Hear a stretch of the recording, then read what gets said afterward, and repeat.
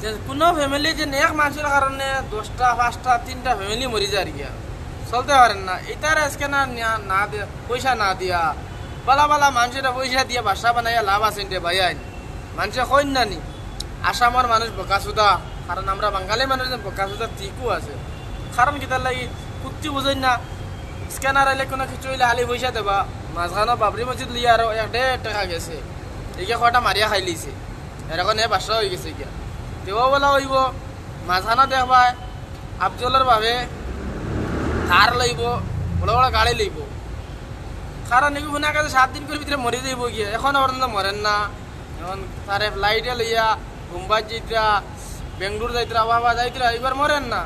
আমার মুখের মাত না তোমাদের জিম বলার মাত এটা আমার আফজলের বাবা আলিয়া স্ক্যানারে বুঝা দিতে স্ক্যানার আইলো আর আলি বুঝা দেবা শুনো এই আফজলটা বাঁচানির লাগিয়া সারা মানুষে হাত বাড়ায় প্রায় 1 কোটি 2 কোটি টাকা উঠে দেওয়া হয়েছে, কিন্তু এটার কোনো হিসাব নাই।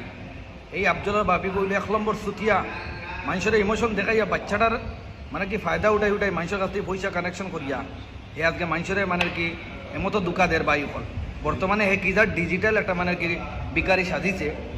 ফ্লাইটে হে মুম্বাই গেছে 4-5টা মানুষ লইয়া গিয়ে হনো গিয়া পিক করেন, কোনো মানুষ বিপদ বললে ফ্লাইটে যায়নি গিয়া পিক করেনি।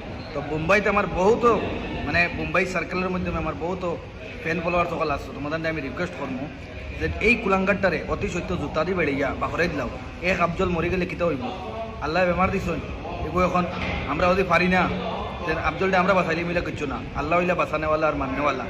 এখন 17 কোটি টাকা লাগে একটা ইঞ্জেকশনও, তার বাদে লাগে 25 কোটি টাকা আবার, হ্যাঁ প্রায় 45 কোটি টাকার দরকার।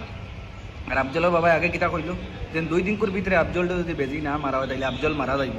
শাওয়ার আফজল আবর তো বাঁচিয়া রয়েছে প্রায় 8-9 মাস হয়ে গেছে, বাচ্চারা এইরকম